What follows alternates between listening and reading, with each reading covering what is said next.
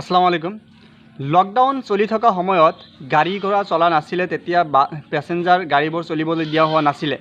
যেতিয়া আনলক প্ৰক্ৰিয়া আৰম্ভ হ'ল, তেতিয়াৰ পৰাই দেখা গৈছে যে গাড়ী ঘোঁৰা চলিবলৈ দিয়া হৈছে, কিন্তু যাত্ৰীবাহী গাড়ীসকলৰ কাৰণে কিছুমান নীতি নিয়ম প্ৰশাসনে বান্ধি দিছিলে।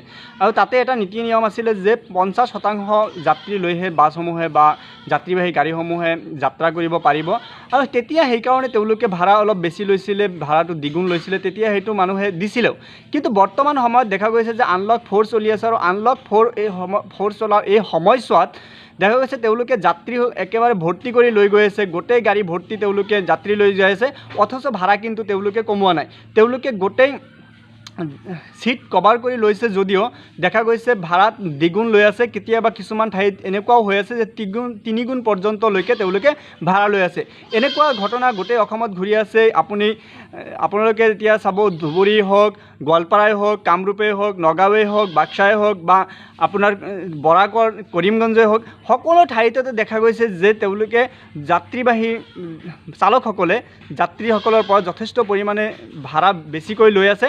অথচ এই ক্ষেত্ৰত দেখা গৈছে প্ৰশাসন নিমাত, ট্ৰেন্সপৰ্ট বিভাগ নিমাত, সকলোৱে নিমাত হৈ আছে। কোনেও যেন এইবোৰ দেখা নাই, শুনা নাই। কেৱল মাত্ৰ জনসাধাৰণ ইয়াৰ কাৰণে যথেষ্ট অসুবিধাৰ সন্মুখীন হ'বলগীয়া হৈছে। আৰু এই ক্ষেত্ৰত দেখা গৈছে বৰ্তমান সময়ত স্কুল কলেজবোৰো খুলিছে। এতিয়া যদি আগৰ নিচিনা ভাড়া লোৱা হয়, এতিয়াও যদি ডবল ভাড়া লোৱা হয়, দ্বিগুণ 3 গুণকৈ ভাড়া লোৱা হয়, ছাত্ৰ ছাত্ৰীসকলে এইটো এফৰ্ড কৰিব কেতিয়াও নোৱাৰে, যোনটো নেকি ছাত্ৰ ছাত্ৰীসকলৰ কাৰণে যথেষ্ট অসুবিধা হ'ব। আৰু সেইকাৰণে আমি campus front of India Assam ৰাজ্যিক সমিতিৰ তৰফৰ পৰা অসম চৰকাৰ, প্ৰশাসন, তাৰপিছত আমি ট্ৰেন্সপৰ্ট বিভাগ সকলোকে আমি আহ্বান জনাইছোঁ, অতি সোনকালে এইটো ছিষ্টেম বন্ধ কৰক, অতি সোনকালে আগৰ দৰে নিয়মিত ভাড়া লোৱাৰ কাৰণে ব্যৱস্থা গ্ৰহণ কৰক। অন্যথা campus front of India Assam ৰাজ্যিক সমিতিয়ে অসমৰ যিমান ঠাইত আমাৰ কেম্পাছ ফ্ৰণ্ট অফ ইণ্ডিয়াৰ সংগঠন আছে, আমি সকলো ঠাইতে কিন্তু তীব্ৰ গণতান্ত্ৰিক আন্দোলন গঢ়ি তুলিম।